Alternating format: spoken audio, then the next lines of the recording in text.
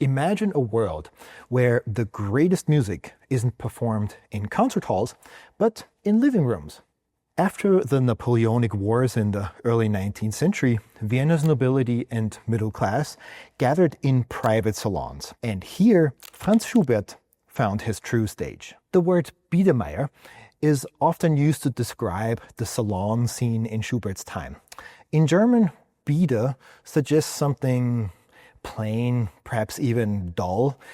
But the label is really misleading because those gatherings were anything but timid. They were private spaces shielded from political scrutiny where artistic minds could explore, debate, experiment, and of course, enjoy. The noble and middle class attendees of these gatherings were often themselves amateur musicians, painters, and poets. Moritz von Schwind is a perfect example for this. A nobleman, a close friend of Schubert's, a regular at the salons, but also a really prolific painter. Here is one of his sketches showing, in fact, Schubert's apartment at the time.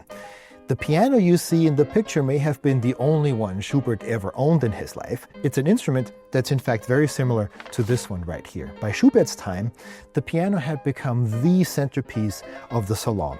The foundation also as such for one of the most popular musical genres of the age, namely the German Lied. This was the singer-songwriter genre of its time.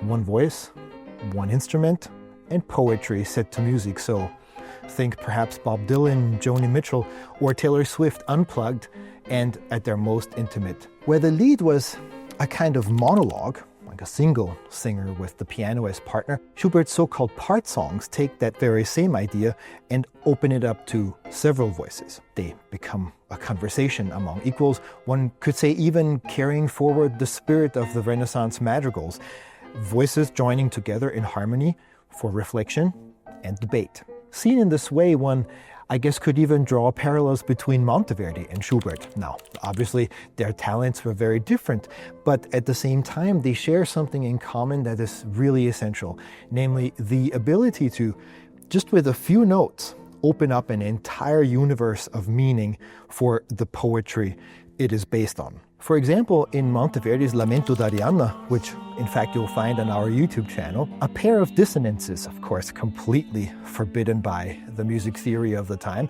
is enough to plunge us into Arianna's heartbreak. Schubert does the same kind of magic in the opening bars of his setting of Psalm 23, wrapping us immediately into the comforting image of the Good Shepherd.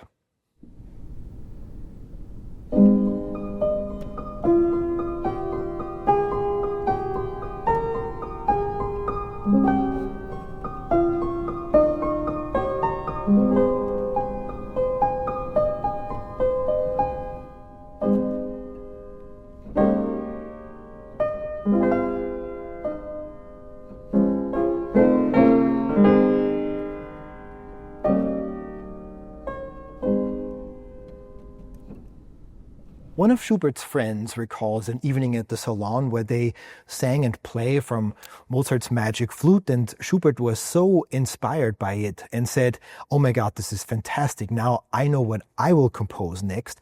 And just a few days later, he brought them this setting of Psalm 23. This is also around the time when Schubert composed Miriam's Song of Victory on a poem by Franz Grillparzer, who reimagines the biblical song that Moses' sister Miriam sings after the parting of the Red Sea, as described in Exodus 15. The result is, of course, music of triumph and deliverance, a really radiant cry of freedom.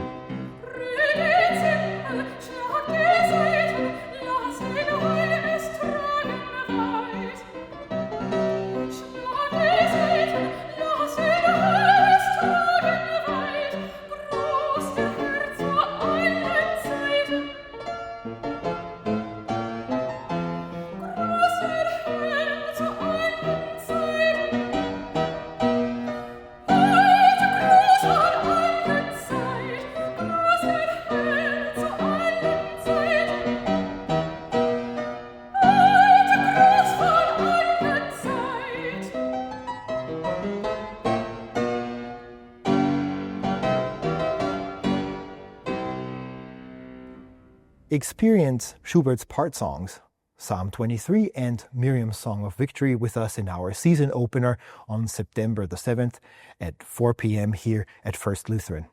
We look forward to seeing you.